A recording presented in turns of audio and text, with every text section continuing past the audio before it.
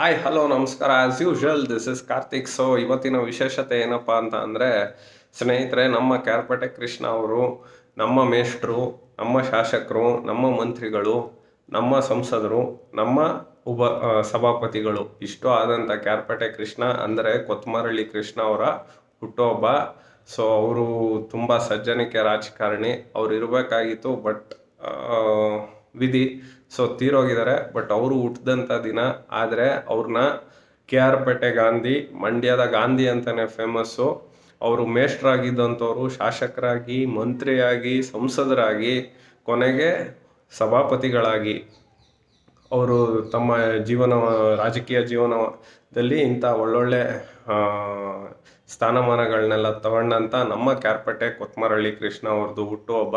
So ಅವ್ರಿಗೆ ಇಲ್ಲ, but ಅವ್ರಿಗೆ ಒನ್ಸ್ ಅಗೈನ್ ನಿಮ್ಮಂಥವ್ರು ಹುಟ್ಟು ಬರಬೇಕು. Happy birthday ಕ್ಯಾರ್ಪೇಟೆ.